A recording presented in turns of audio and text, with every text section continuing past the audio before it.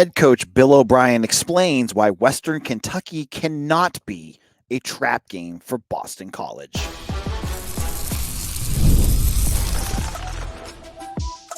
You are Locked On Boston College, your daily podcast on the Boston College Eagles. Part of the Locked On Podcast Network, your team every day. Hello, everyone, and welcome. This is Locked On Boston College, your team every day. I'm your host, AJ Black. Today's episode is brought to you by FanDuel. Place your first $5 bet, and you'll get started with $200 in bonus bets guaranteed. Visit FanDuel.com to get yourself started.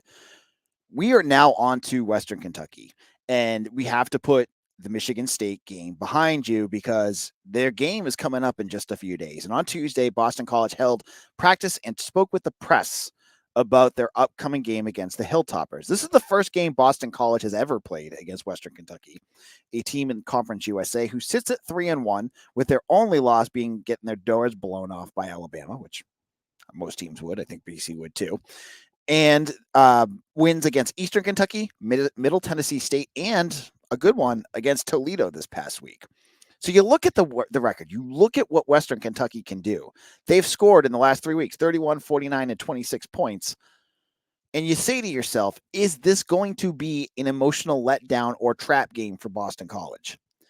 The Eagles just came off a high win against Michigan State. You saw the storming of the field. Obviously, the red bandana game is super important to this program. And a win like that means a lot. But now you walk into a game that strikes as a letdown game, as a game that is right after a big one that catches you off guard. And on Tuesday, Bill O'Brien put that to rest on how he is preparing this team for this upcoming matchup against the Hilltoppers. He said, there should be no trap games for Boston College. That term should never be used with BC. Every single game that we play at BC football is vital to this program. We only get 12 opportunities. We have to make sure we're playing at as high a level as we can play. Now, in years past, we've seen many different coaches that have had their letdown games. I remember going back to when I was, a season ticket holder, Steve Adazio against Colorado State. That was the year in 2014. Things were feeling good. You had that USC game. You're feeling good about the future of the program. Tyler Murphy is exciting. And then, boom, you lose to Colorado State. You have Jeff Hafley. Pick and choose. Who do you want to be your letdown game? Is it UConn? Is it, NIU last year?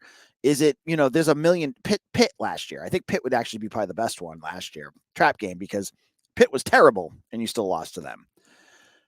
You look at this year and you see the way that everything has been put together for BC. On one hand, they have to continue to improve. On yesterday's episode with Mitch, we discussed how BC, had some issues on defense. There were some blown coverages. Their offense at times was a little stagnant. They've got to get better. But of any coach since, you go back, right? Maybe Tom O'Brien, Tom Coughlin, I don't know, that you feel confident will have this team prepared to play, it's got to be Bill O'Brien. This is a coach that does and says all the right things. And I go back to what his history is. This is a coach that worked with Bill Belichick, Nick Saban. Those two legendary coaches, that has been their motto. They avoid the trap games as much as they can because they ingrain in their players that every game matters, that you have to take every game seriously. You do not overlook a team like Western Kentucky, that you have to prepare at your highest level. And how would they do that? Cam Arnold also said today, they have a 24-hour rule, that you get to celebrate that win for 24 hours from the week before, and then it's on to the next game. That's why if you go to a BC press conference, and I saw it a couple weeks ago, and you ask Bill O'Brien about a win on that Tuesday press conference, he gets a little surly and tells you he's already moved on. Because that's what he says and that's what he believes, and he's teaching this to his team. He's teaching his team that you can't just be stuck on this Michigan State game, that you can't just keep looking at what you did to win that game. You have to move forward. And he is a coach that I feel has maximized the talent that he has, and the way he's doing that with a team that obviously has some deficiencies there is through this culture that he's ingraining. So when I look at a team like Western Kentucky, when I look at what they bring, what can Boston College do to avoid this trap game? First of all, Western Kentucky, we'll have Mitch on later this week. They've struggled against the run. This is a perfect, and I know you guys are going to hate this, but this is a perfect game to just run the ball down their throats, because I imagine the BC's offensive line is going to have a field day with this group. Defensively, it's going to be interesting to see if they need to blitz a ton, or are they just going to be more conservative and let Azaraku and Cam Horsley do their thing. But what I can tell you, I have absolute faith that BC will do, is I believe that they will be prepared for this game and that they're not overlooking Western Kentucky. They are locked in. This is a team that has focus. This is a team that will not allow a Conference USA game to slip by them because they're not ready. They will be ready. The coaches will not allow them to look past this game. You know that at practice, O'Brien is, if he's seeing stuff, he is nipping that in the bud fast. He will, if they're getting sloppy or lazy, he is on them like, flies on poop. That's what Bill O'Brien does.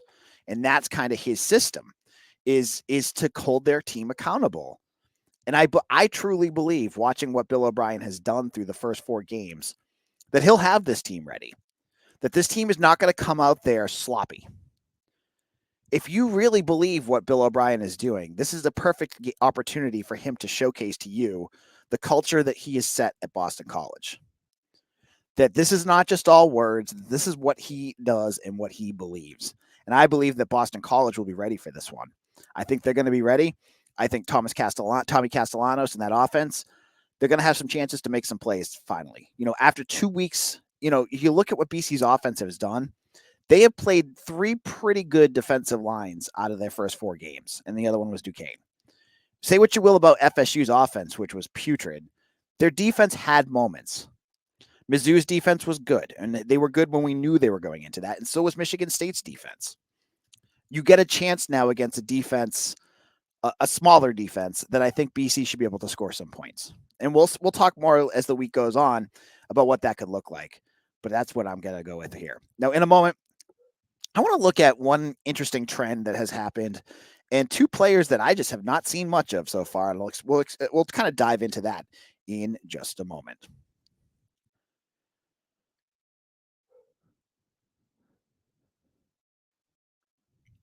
It's time to highlight my Roy Player of the Week. Roy is a new platform that lets fans make contributions directly to their favorite athletes. Download Roy for iOS or Android and enter referral code Locked On, and you'll automatically be entered into a sweepstakes to win $5,000 cash. No purchase necessary, void where prohibited. This week we've selected Cam Horsley because he was an absolute beast on defense. Every game, every play that he made out there made life heck for Michigan State.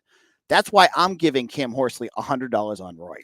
If you were as impressed as I was with his performance on Saturday, you can show him some love too. Just hop on Roy and throw in a few bucks. If everyone pitches in just $10, it adds up fast for Cam Horsley. Now you have the chance to show your appreciation for Horsley in his standout performance this week, as well as what he'll continue to bring to your program. Get off the sidelines and into the NIL game with Roy. Support the players, change the game with Roy. When you're hiring for your small business, you want to find quality professionals that are right for the role. That's why you have to check out LinkedIn Jobs. LinkedIn Jobs has the tools to help find the right professionals for your team faster and for free. LinkedIn isn't just a job board. LinkedIn helps you hire professionals you can't find anywhere else, even those who aren't actively searching for a new job but must be open for a perfect role. In a given month, over 70% of LinkedIn users don't visit other job sites. So if you're not looking on LinkedIn, you're looking in the wrong place. On LinkedIn, 86% of small businesses get a qualified candidate within 24 hours. Hire professionals like a professional on LinkedIn. Post your job for free at linkedin.com/lockedoncollege. That's linkedin.com/lockedoncollege to post your job for free. Terms and conditions apply. Locked on Boston College, AJ Black here. And if you have not already, please subscribe to our YouTube channel or follow us on wherever you get your podcasts. This is Locked on BC, your team every day. Now, I also want to tell you about Locked on College Football, hosted by Spencer McLaughlin. You want to get all the latest on the playoffs, the biggest news stories in college football. Make your second listen every single day. Locked on College Football. Get that on YouTube, wherever you get podcasts. I think you're going to enjoy that one as well. Now, one big thing that has happened this year is Boston College has really relied heavily on the run game, whether it was by design against Florida State or the weather, Michigan State. There's been 2 out of the 4 games where BC really hasn't thrown the ball all that often. And because of that, 2 of BC's biggest transfers that they landed in this offseason really haven't been much of a factor this season. Those 2 players being Jerand Bradley and Jaden McGowan. Now, looking at the statistics, Jaden McGowan has 2 catches for 0 yards. You heard me right. 2 catches for 0 yards. And I can honestly think, I remember each of those catches. I believe they were both screen passes that just got blown up. Then, on top of that, you have Jerand Bradley with 2 catches for 42 yards and 1 touchdown. And I believe he has 1 catch against Duquesne for 30 yards and 1 catch for a touchdown against Missouri. And that'd be it. That was on purpose. I was being silly. What's going on here? Well, on Tuesday, Bill O'Brien says that it's not by design. It's not a knock on either player. They're just doing what they can to win games. Very Bill Belichick type answer, right? But is it an issue? Is this a problem? I don't think so. Because your big wide receiver, when you are throwing the ball, is going to be Lewis Bond every time. And right now, he's had quite the season. Obviously, he had the game-winning touchdown last time, but he has 16 receptions for 258 yards and 2 touchdowns. When BC throws the ball more, and they're going to have to throw the ball more, you're going to see Bradley and you're going to see McGowan do more things. Against Michigan State, when it's pouring rain out, yeah, you don't. Your goal in that game was to run the ball. That was what they wanted to do. And when they threw the ball, it looked like they were, I believe Bradley played 15 snaps and McGowan played 2. They weren't going for multiple wide receiver sets out there. They were going more with base, 5 offensive linemen, 2 tight ends. They were going big as much as they could.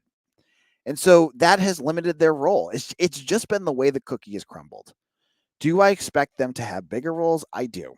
I think that Bradley especially, he does a lot that you'd like out there. That being said, I also wonder how much Reed Harris, who's a more versatile wide receiver, is kind of gobbling up his role. And based off of what I've seen in practice and what I've seen in game film, Harris deserves to be out there. Harris plays a hybrid wide receiver tight end role, something I don't think Bradley can do. I mean, I haven't seen it. He's much so like when you want to go big, but you also want to get a guy out there that can catch the ball, you put Reed out there. You get him the ball, and that's what he does. So I think I partially wonder how much a hit of Bradley's role that we expected for him to have when we hit him from the transfer portal has been taken up by a 6'5" wide receiver who has basically the same size, but can do a little bit more. It's going to be interesting to see what his role will be as they go further along in the season. Is he going to get more snaps? Is he going to get more targets? Or is he kind of just limited into the mix of wide receivers and getting like 15 snaps a game? McGowan is more interesting to me because I feel like he is a wide receiver that you don't have on your roster. A guy that other guys that can't do what he does. Bond is a little bigger, better hands. But I look at McGowan, and he's got to be one of the fastest guys on the team.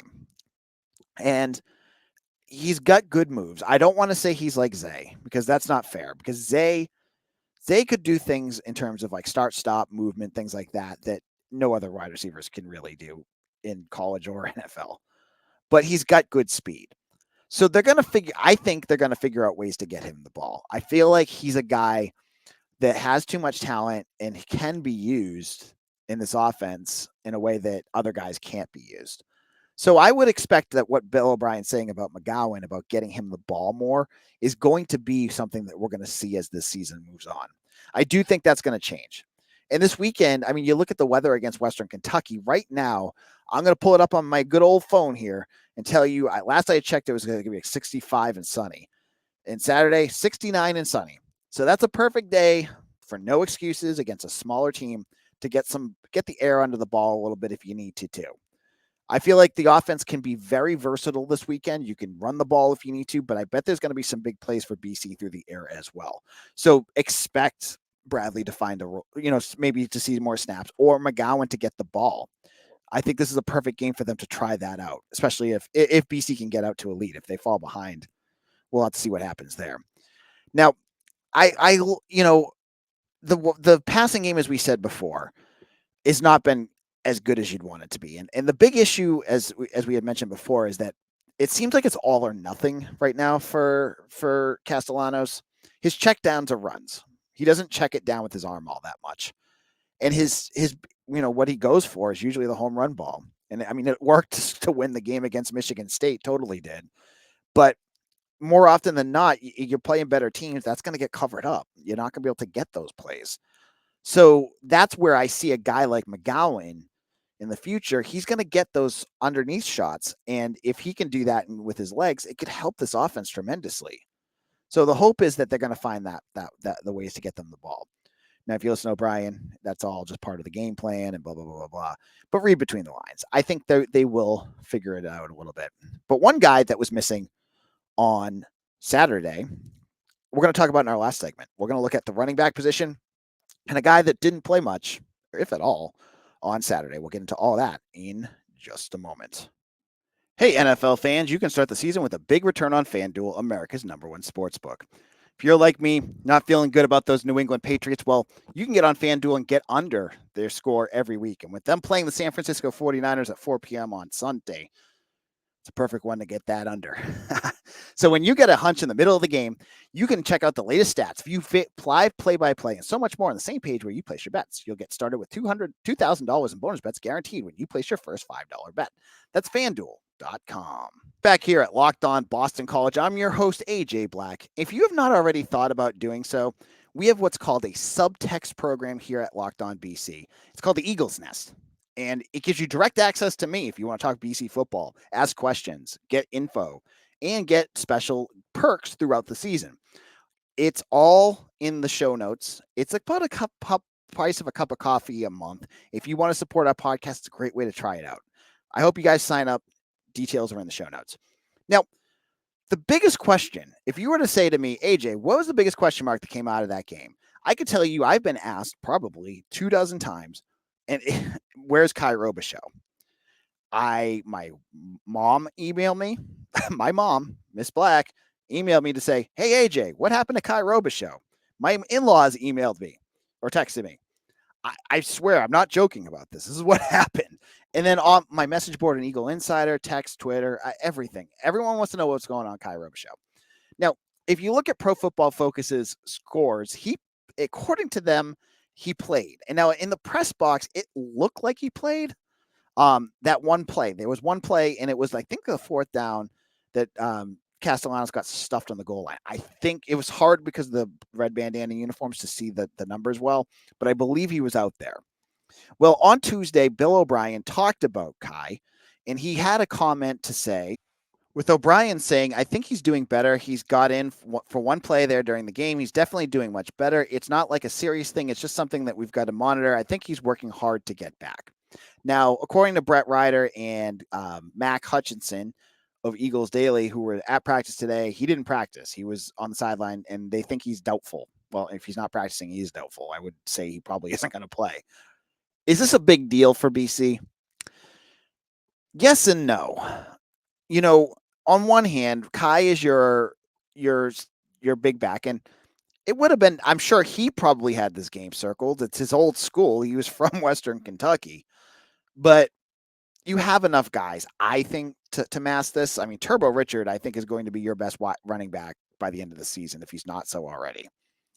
You have Trayshawn Ward, who is playing excellent in this offense. And then you go with, like, Dontrell Jones after that. And that should be your three going into this game. And maybe if you have to use Kye, use him, but save him. Save him for UVA. You don't need him this week. So it's not that big of a loss. Now, the one play that I would have loved to see him play was the one where, either third or fourth down on the 1 yard line where they tried finessing Tommy Castellanos into the end zone. He shouldn't have been doing that especially on fourth down. You would have loved to have seen Kye in that position. Those short downs, I would hope moving forward go to Turbo. Turbo's bigger of him and Trayshawn in terms of just muscle and mass. I think he's a better fit for those short downage situations, and definitely more than Dontrell Jones. But I think that's going to be your guy. You're going to have to use Turbo in those spots. But Turbo, to his credit, is much more diverse, I think, in what the ways he can run the ball than Kye is. Kye is very north-south, right? If you tried running, I think we even saw it against Missouri. If you try running Kye to the outside, he usually gets dragged down. He's just not a good vertical wide running back. Turbo has the speed to do that, and he's big. Like he's got if you ever seen Alex Broom, he's a muscular dude, right? Kye's pretty big too. Turbo's huge. Like he's just a big guy, but he can move. So I think he gives you a little bit more diversity there. So you got to hope that, your three backs will give you what you need against Western Kentucky, and that you can get Kye back for the home stretch in the ACC schedule. But it's not a huge loss. And from what O'Brien says, obviously, if he even played, it couldn't be that big of an injury, whatever. And he didn't get into what that was or whatever's bothering him. But he says it's not major. And the fact that he played in that game says that whatever it was enough for him to stay in uniform. So we'll have to wait and see what happens. Now, we'll be back again tomorrow with another episode on Thursday. And then on Friday, he'll be back here with Mitch. Mitch and I will do our predictions for the game. We'll talk about all the ins and outs of what BC has to do to win this. Then on Saturday, I'm going to the game. I'm going to fan this up and go like one of y'all. If you want to hit me up on Twitter at AJBlack247, I might be able to stop by your tailgate, whatever. Check me out there. And thank you all who have subscribed and liked our podcast. I really appreciate all of you. We'll see you all again tomorrow for another episode of Locked On Boston College, your team every day.